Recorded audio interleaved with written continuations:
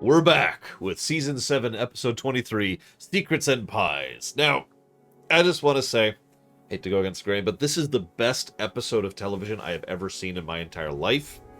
And this absolutely destroys every other fiction ever. And the reason why is because it has pies. Now, we all know pies are amazing, right? Like, some people are like, what's better, cake or, pies? And we all know that cheesecake is actually the correct answer. But that's picking a third option. If you have to pick between pies and cake, it's obviously pies, right? So pies make this episode purple. I think that's all we really have to discuss. Okay, fine. We'll actually discuss this episode. So the episode starts with a random anecdote, which actually amused me. There's this bit where Lord Harrowmont is assassinated for being a heretic, and Twilight asks Pinkie Pie, are those real measurements?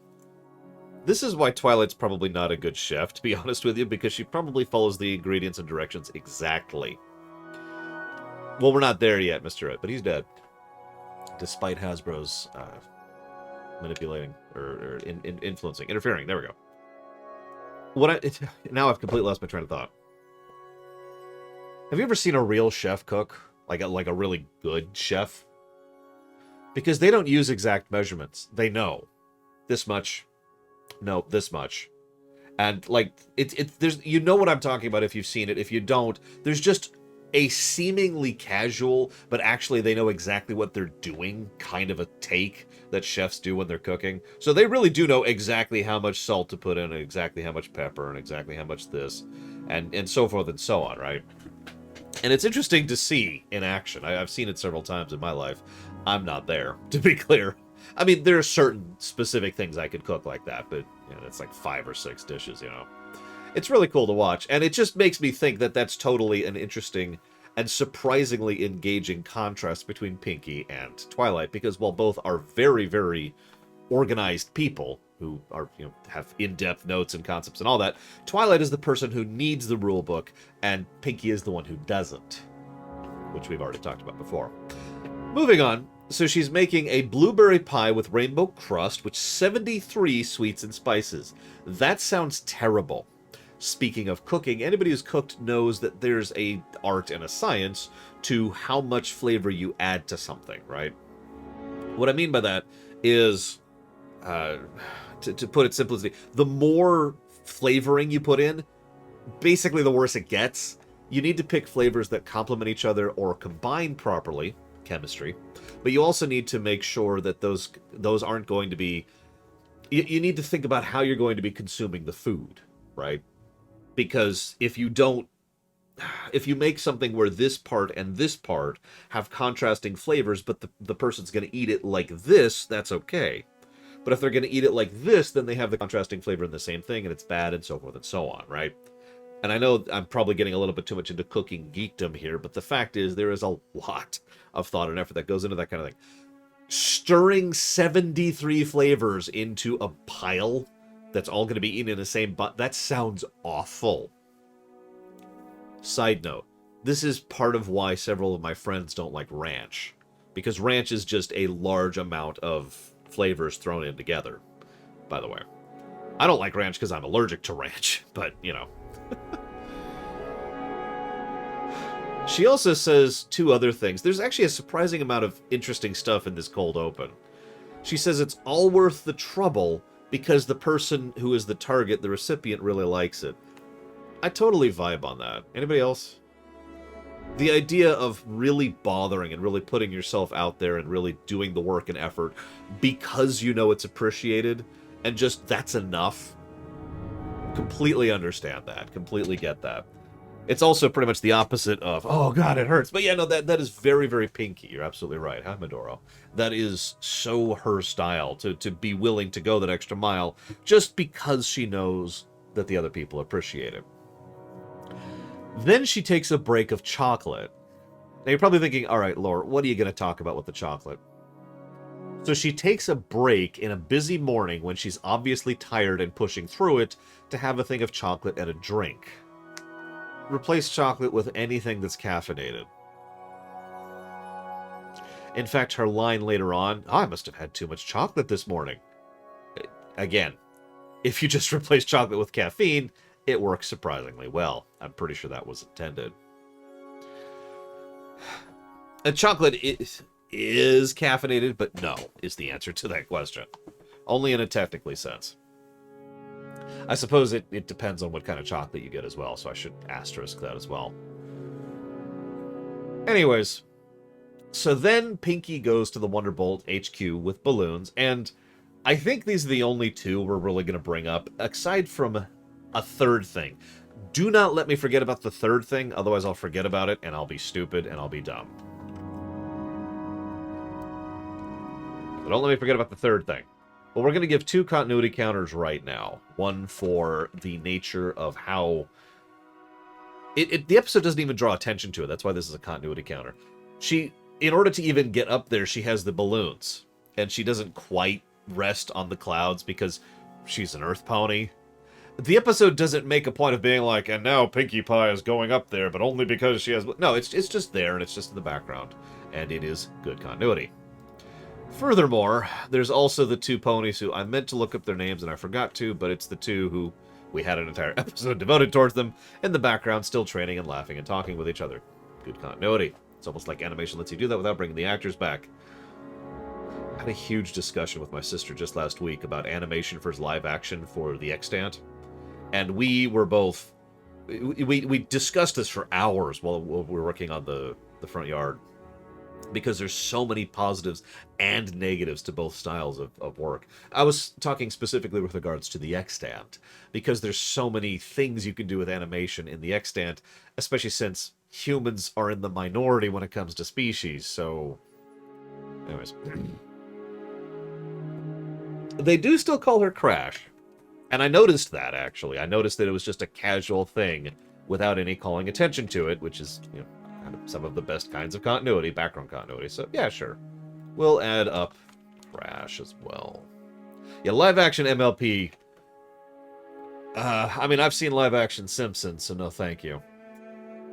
So, she brings out the pie, which, again, sounds awful, but the actual finished result looks really good. You ever have really good blueberry pie? Because I have. And, like, rainbow crust. Oh, that looks good. Tank's tummy has been acting up lately. So what's most interesting here is there's a bit of slanting at the beginning part of the episode. We've actually seen Pinky freak out about perceived issues before. In fact, we've had an entire episode about Pinky presuming things of her friends that were not true. And we have talked about that concept many times as it has been brought up in this show. It's not that hard to, you know, assume intention that isn't there by someone who's just tired or wasn't thinking about it, right? So the episode kind of slants it that she's just freaking out a little bit and goes out of its way to make it seem like she's going nuts at the first part of the episode. Okay. So she comes up with ridiculous ideas like her being replaced or her being brainwashed. And of course she doesn't like washing, so she never did that.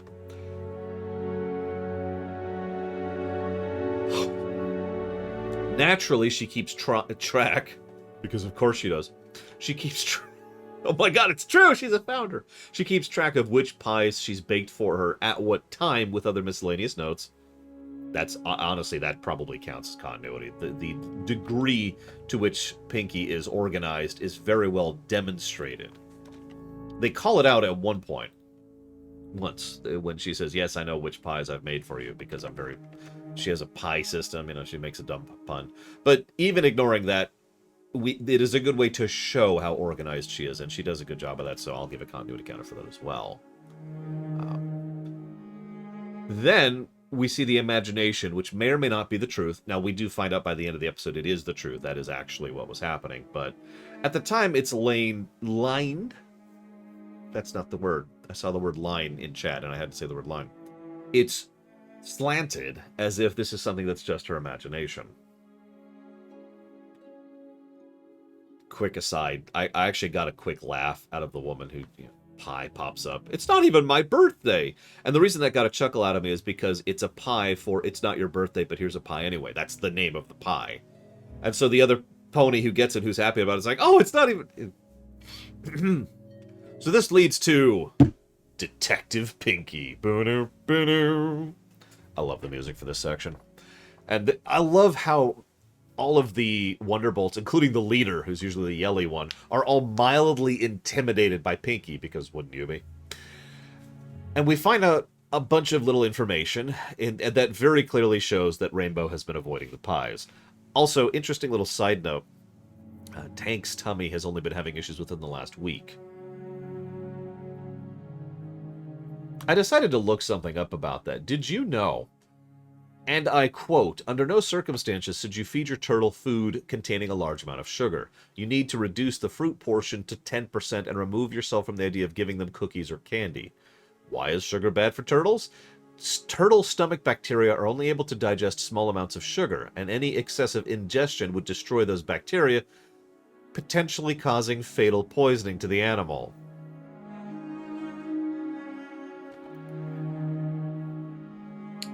Anyways, one was kind of curious. It's interesting because the veterinarian herself does bring up the fact that sugar bad for a turtle. Yeah, I know, right? They actually thought about it before they did. I love this show sometimes. Anyways, so, obviously there's something wrong going on here. There's also a little side note. The episode emphasizes across 3 separate scenes that you shouldn't feed sugary sweets to your pets or animals. I only feel like pointing that out because this is something we haven't really seen in MLP for a while, but it's something that it does periodically that I'm super in favor of. It re-emphasizes a point that kids who are watching will take on as their own. Don't feed sugar to your pets, because you really shouldn't. That really is bad for the overwhelming majority of animals. Like you have a pet rabbit, pet cat, a pet dog, or a pet tortoise. Feeding sugar to that is a bad thing to do, and you really shouldn't. They will absolutely eat it. That's the problem. Pigs are fine, but pigs are death machines, so we're not talking about pigs.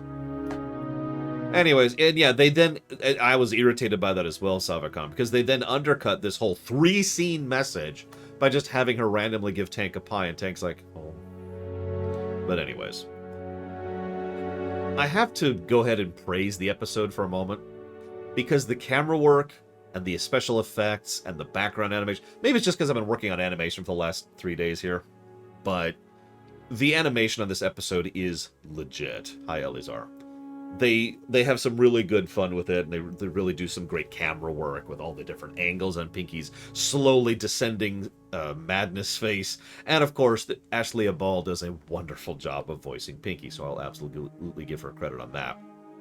She doesn't like pie. She's been lying about it the whole time. Camera slowly zooms out. AJ runs down. Are you okay, or are you just screaming for fun? That's the problem with someone like Pinky being a friend. Now, then the episode dips its toe into something that whoever the voice actress is, dips the toe into, whoever the voice actress for Pinky is, into something really complicated and complex and it doesn't discuss it at all, of course.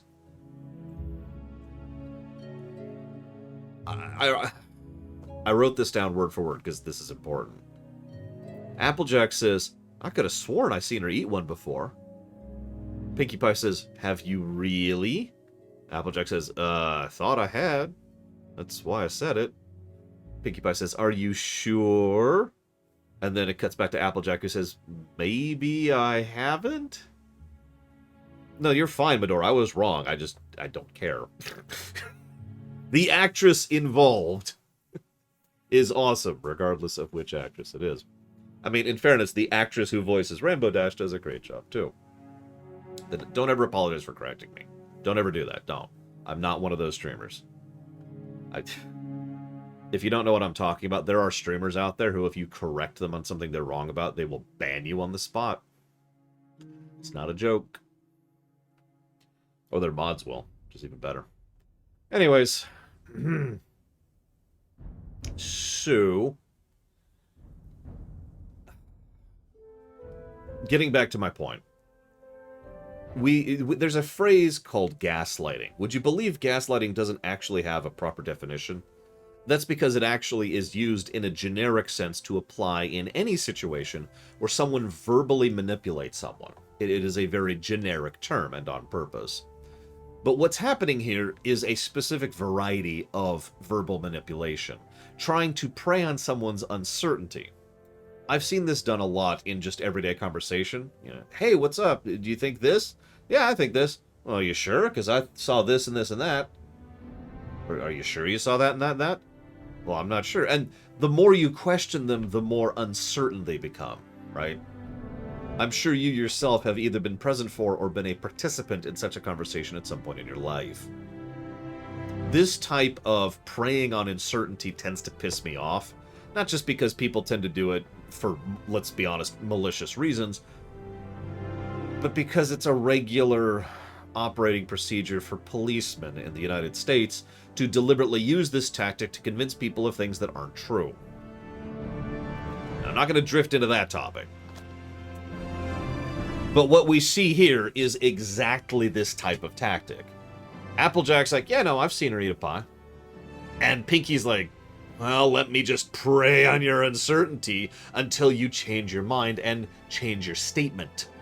And thus the evidence she is giving, sorry, I shouldn't think in legal terms, the phrase, her stance here, yes, is switched to a no. And yeah, I see this in debate. I've talked before about how I've been in debate club.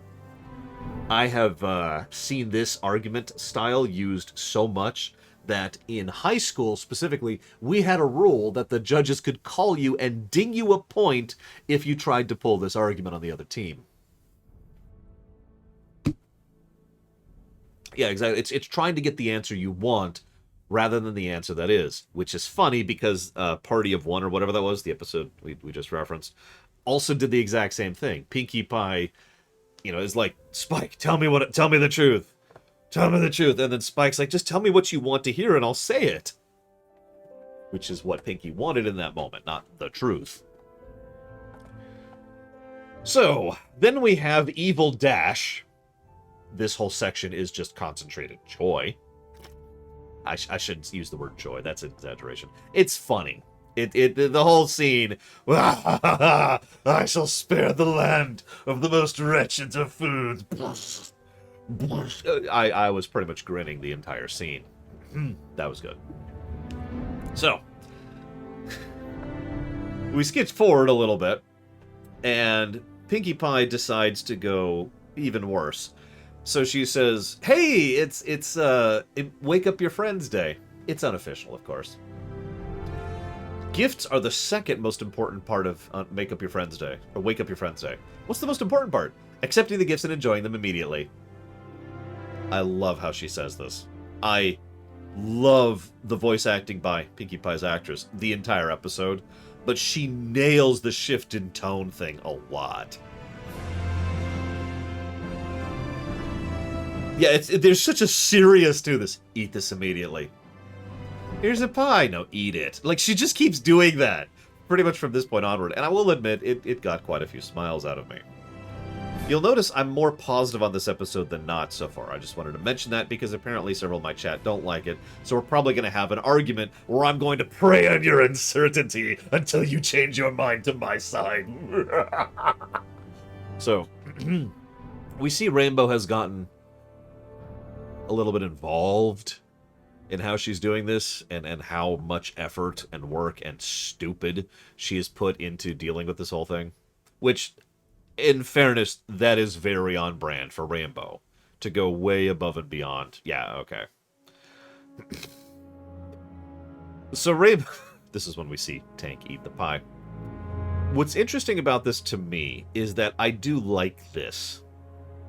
Hear me out. Don't stab me with sticks just yet. You can stab me later. But what I like about this is this and the next several scenes show how much Rainbow cares for Pinkie Pie. That she cares enough by her feelings and she wants to lie about it, and then she goes to these extended efforts to continue to embrace the lie Granted, this is not a good thing to do, but the episode does make it clear she's doing it for good intentions. And this is, like it or not, a good way of showing, not telling, how much Rainbow and Pinkie have become and are friends. I remind you that Pinkie Pie was someone that Rainbow originally was trying to avoid. We've tracked the various friendships throughout the show, and there's at least 2 friendships I want to bring up really quick that were definitively not friends before the show started. Applejack and Rarity, who couldn't stand each other until the sleepover episode, and Pinkie Pie and Rainbow Dash, who couldn't stand each other. Well, rather, Rainbow couldn't stand Pinkie until the prank episode. You remember that one? I bring this up because, obviously, I've put forth the idea, and I stand by it, that none of these people were friends until about the end of Season 2. Or the beginning. Yeah, no, the end of Season 2, I'm right. But I also want to mention this because this demonstrably shows this kind of growth and how much these people have grown to care about each other. Someone earlier mentioned that this would work better as a Season 2 episode. I'm not sure I actually agree with that. Season 3 would work better, I think. I think it needs to be moved a little bit further back to show this kind of growth. Maybe make it so that instead of doing this for years... By the way, more proof that this has been going on for years. The show, I mean. It's one of the only timeline hints we get in this entire show, so I'm taking what I can get. But put it in Season 3, remove the years remarks, and make it so that Rainbow is specifically doing this because she feels bad for how much she snubbed Pinkie back in the day, and so now she's trying to make it up to her by going too far the other way. Restructure that, reframe that, and in my opinion, this episode is effectively fixed. Yes, there is a flaw in this episode. I'm getting to it. Actually, there's 2 flaws. Flaw number 1, structurally, there's a scene where Pinkie escalates, right? As she's getting, oh god, eat the pie, eat the pie. But the problem is, the escalation peaked with the pie pyramid. Structurally, narratively, that should have been the end of the shenanigans portion of the episode. That kind of incident and the build-up to it are usually the thing that happens right at the conclusory part of the episode. In the actual episode, the scene that takes place of that is the... I hesitate to call it a pie, and Rainbow trying to pull a shenanigan thing in order to make it up to her. But instead, that's way over here. 8 minutes. A full 8 minutes before the end of the episode.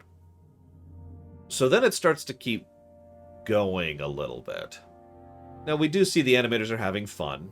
Are you sure you don't need to... Are you sure you don't need to blink? No, it's okay. She can just lick her eyeballs.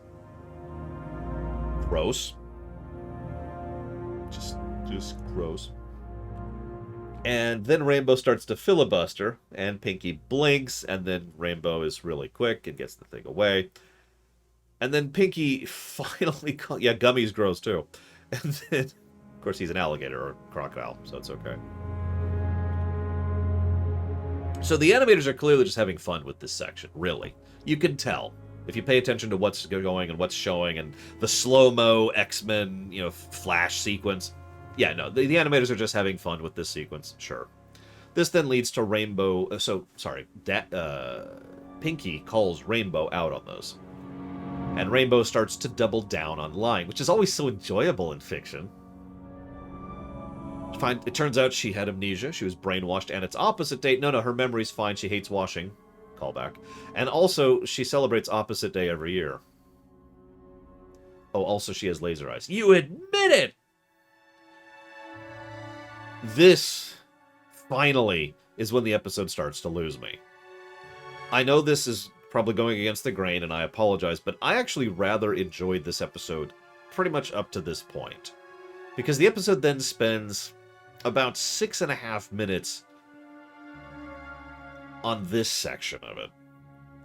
Now, I'm going to explain my problem here in a moment. But the first thing Rainbow does is she says, is it my fault I don't like pies? Yeah, so that's a type of argument too. I forget what that particular logical argument is.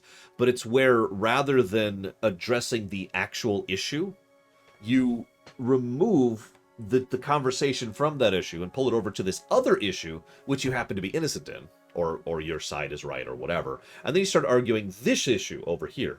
The issue is not that she doesn't like pies. That's this other issue. The real issue is she's been lying to her friend for years. That's the issue. The fact that she doesn't like pies is related, but is not the issue. So, and you can see why this is so important, because she herself actually does this in such a perfect example. Lily padding, I like that. I don't think that's the proper term, but I do like that. No, not the agonizer. You've been using that agonizer a lot, Sean. I'm starting to worry about you, man. The reason it's so relevant is because, is it my fault I've been lying to my friends for years? Yes. Is it my fault I don't like pies? No, of course not.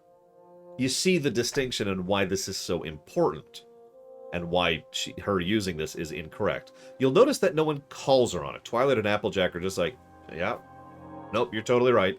This is what we call slanting.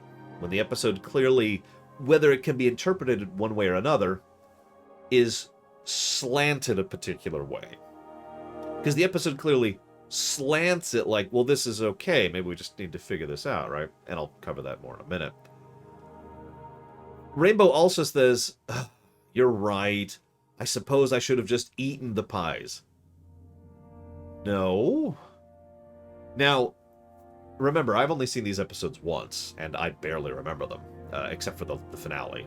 So, at that exact moment, I was mentally preparing for Twilight to say, no, of course not, and to correct her and say it's not the fact that you should have just gone along with it, it's the fact that you should have been honest with her from the beginning. Twilight doesn't say that. Applejack doesn't. No one says that. And you'll notice the episode starts to lily pad a little bit and starts to shift the topic away from the lie towards the preference. Because no one ever really calls her on the lie. And no one ever really points out, well, hang on, no. You can not like pies, that's fine. Like, that's a preference. Cool, you don't like pies, that's all right.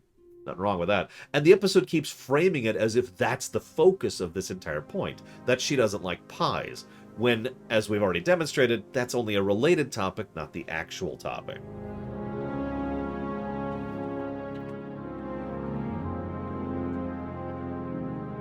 So, then, the episode decides to shenanigan. Normally, I'm more against this than I would be, but this whole episode has just been a fun episode, so I'm kind of willing to let this one go. But yeah, exactly. There's no evidence if she's actually had any pie. But the problem is the episode really tries to shenanigan on something that could be a good emotional message kind of a scene, and instead it has her make this abomination pie, which Applejack and Twilight not only are present for, but apparently are totally cool with Operation Eat Terrible Pie. Like, you notice that, right? They offer no word of protest, and they're just there, which by their mere presence and, you know, their passive support means they were probably with Rainbow when she was making this terrible pie. So, thank you very, very much, VRDLFS. Much appreciate the sub. If you happen to know what game you'd like to put that towards, please let me know. But thank you. So we got a shenanigans. This.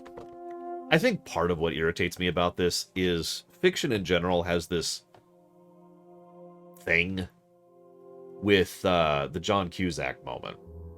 You know, pretty much since the 80s. Although, honestly, this goes back to the 40s, if you really want to analyze it. But it really started exploding in fiction in about the 80s, and that's why I call it the John Cusack moment. I think that was actually a 70s film, but whatever. How many of you know what I'm talking about? I suppose I'll just explain it. So,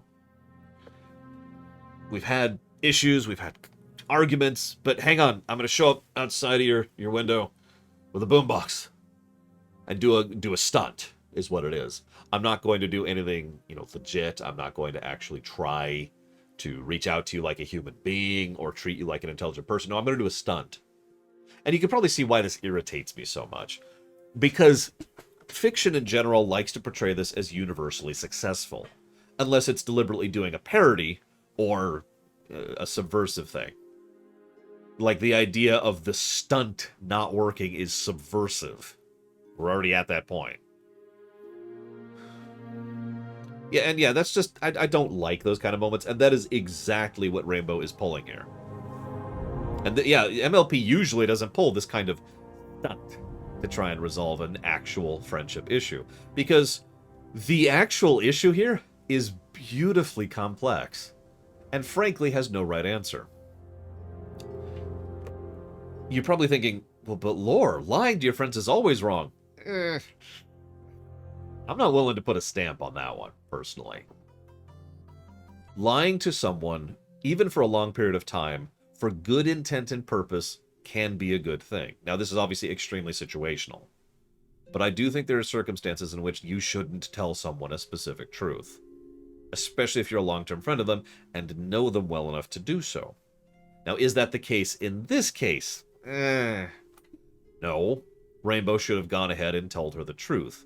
It would have stung initially, and then they would have gotten over it and moved past it, right? But this is still a topic that could be discussed, because it is case by case, and it is a complex and adult topic, the very mature type of topics that this show usually tackles. Pretty much the main reason I enjoy this show. Making sure I spelled that right. Thank you very much for the sub, Evo. I remembered. I do, as always, appreciate that support. Thank you. If you happen to know which game you'd like to put that towards, please let me know. And yeah, MLP usually does a good job of handling these type of real-world, mature, adult topics. You know, should you tell a lie to someone long-term? How do you deal with it if you have? Spiraling out of control, yada, yada, yada. Like, this is a real topic. Now, I will admit, I don't have a lot of real-life personal experience with this, because usually I'm just pretty above board because it's me. I'm a terrible liar. Everybody knows I'm a terrible liar. So if I try to lie about something, it usually doesn't work out all that well. But I have known plenty of people who have tried to maintain long-term lies, and that's not a great thing. Or sometimes it is. Sometimes it actually has been beneficial to the overall organization. There's also an in-between, which nobody even talks about, of course, because most people tend to think that truth or lie are the only options, which is not true, ironically. Yes, you can put it towards the extant. We have 2 ongoing extant videos, which are both available for funding. One is about the Trenthar, and the other is about the Sarai Civil War. You can also put it towards just something else if there's another topic that interests you. So if you want to pick one in particular, please let me know. The in-between is to Stonewall. Truthfully, arguably. But, like, for example, let's say one of you asked me to my face, let's do something really innocuous. Lore, what's sitting on your desk at your right hand right now? And I could just say, I'm not telling you that. And I could even explain why. It's none of your business. Right? Now, I have not lied to you, and I have not told you the truth. But you can see how it kind of sits in that in-between space. And unfortunately, fiction tends to forget this in-between space exists, because that is an entirely acceptable answer. Sometimes it's not relevant, or sometimes it's none of their business, or sometimes it is not significant, or sometimes you really don't want to tell them about that, because in order to explain it, you have to explain all these 50 other different things, and so forth and so on. Right? It is a third option, for lack of a better way to phrase that. Yeah, a lie of omission's different. That's not a lie of omission. I'm trying to think of how I could turn that exact scenario into a lie of omission.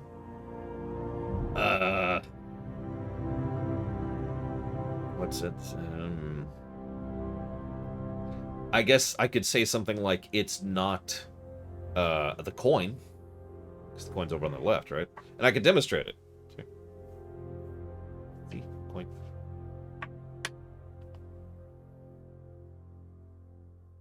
Baldo Guardian Owls. I don't think I've heard of that. Let's look that up really quick.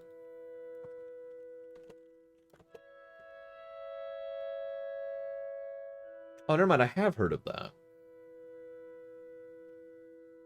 It's not even out yet. That would probably be why I don't know much about it. Sure, I'll add that to the list. Done.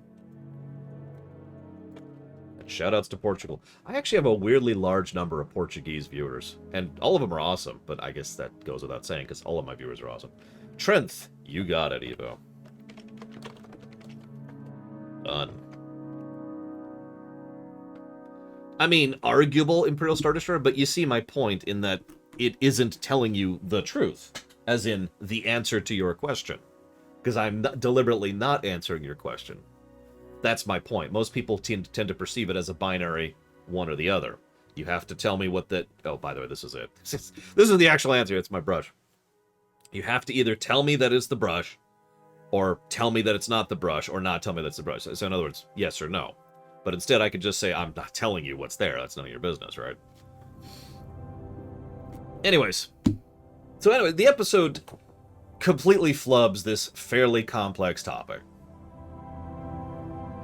Then it slants it even more than it already has been. And this is pretty much when the episode actually pissed me off.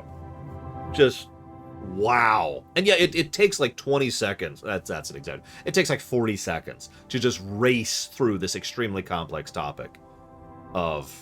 And end on a wah-wah, by the way. We need to up the wah-wah counter by 1. Because, holy crap. And by the way, everyone in chat who is giving different perspectives on what is acceptable and what isn't in this situation is basically proving my point for me. This is a very gray, nuanced, fluid kind of a situation that absolutely needs time and room to breathe as a topic in a work of fiction. And instead we get 40 seconds of, oh, wait, you did this because you love me. Everything's okay. Now, I don't want to sound too dismissive of that, because that's valid if that is the choice in mind, right? I want you to imagine, really, do me a favor right now, and picture a friend of yours, a long-term friend, years friend. And that years friend has been lying to you about something for years, specifically to spare your feelings, to make you feel better, because they care about you. What's your reaction to that? You know, everything's laid out on the table, all the cards are there. It's a brush, right? How do you react to that? And I'm not saying there's a right or a wrong answer. I'm not fishing for a specific response.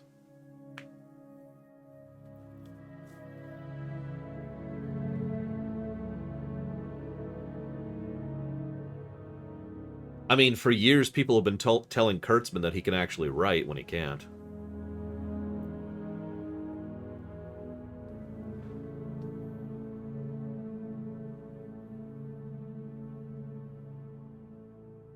I'm just reading responses, don't mind me. Oh, by the way, I still haven't seen New Trek. That has nothing to do with New Trek. It's just Kurtzman is a terrible writer. I can prove that. Because I've seen things he's written. I've analyzed things he's written.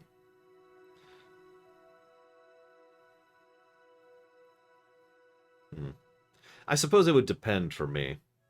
Stuff like this is part of why... I mean, granted, I'm not a big liar in general, but stuff like this is part of why, for example, if someone comes to me with a work of fiction and says, what do you think of this? I will tell them what I actually think of it. I won't be a dick about it, but if it isn't good, then I'm going to tell them that it's not good. But then again, I tend to think that only via the truth can we improve.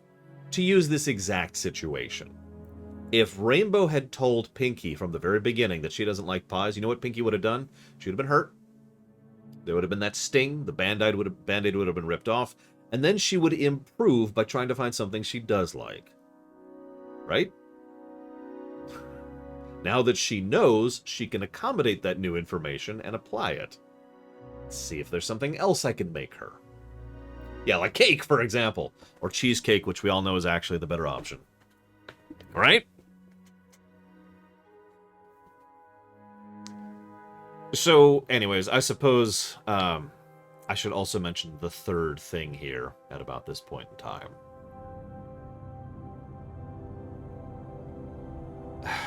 And I can't remember what it had context for.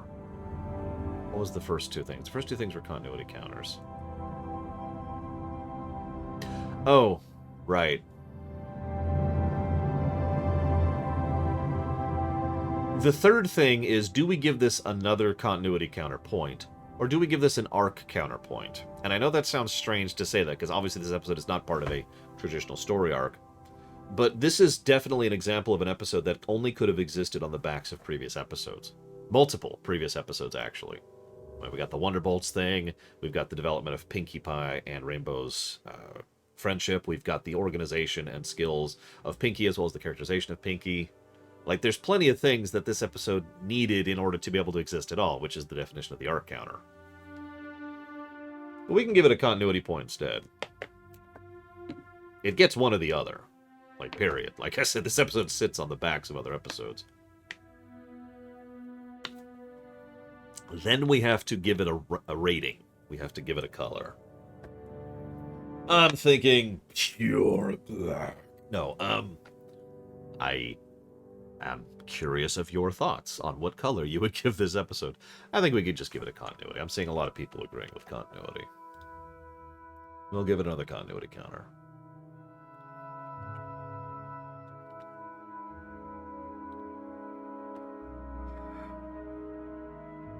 I noticed that too, Imperial Star Destroyer. She doesn't deflate because, you know, she's stronger, for lack of a better way to put it, than she used to be. Seeing several yellows. Yeah, this is yet another example of an episode that I enjoyed right up until a certain point, and I swear I'm not doing that whole, and then the episode loses me thing as a meme.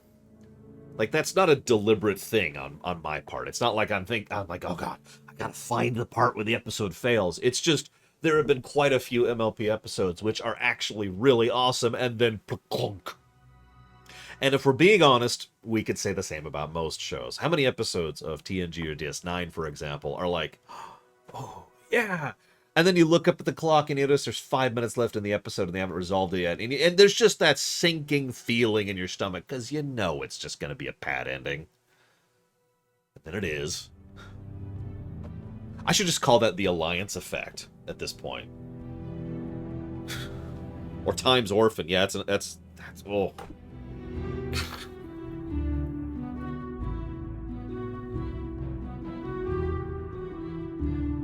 Yeah, see, that's the thing, I say, Ross. The comedy bits were legit, and actually, I really enjoyed the early parts of the episode. It actually got a laugh out of me several times, and it was just fun.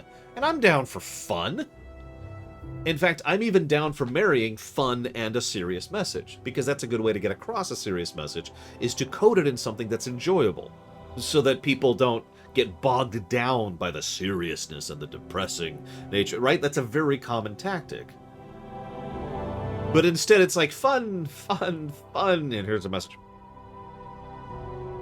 Yeah, a spoonful of sugar helps the medicine go down. We all know the concept. So the fun is what drags this episode up substantially for me. And the last, about 6 or so minutes is what drags it right back down. I think we'll go with yellow. I think that's a good rating for this one. I looked up the writer. This is Josh Hamilton, who has given us 2 greens before. That would be Parental Guidance, another episode that tripped at the finish line, if you remember. And Triple Threat, which is Spike holding the idiot ball so hard, I'm surprised it didn't burst. He has improved. He's gone up to a yellow.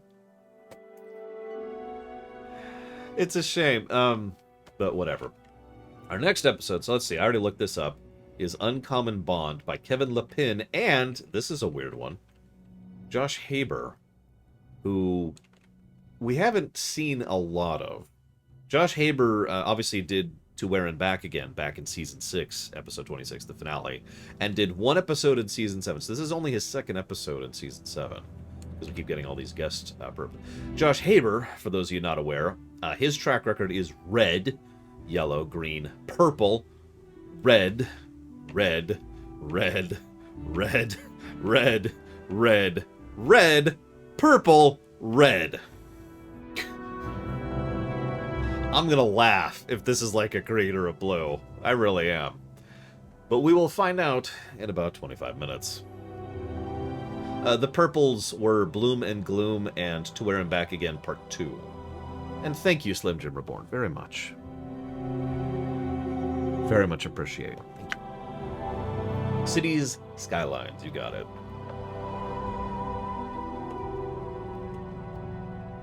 Now we'll be back in 25 minutes. Whoops. I was supposed to hit stop stream, and instead I hit close program.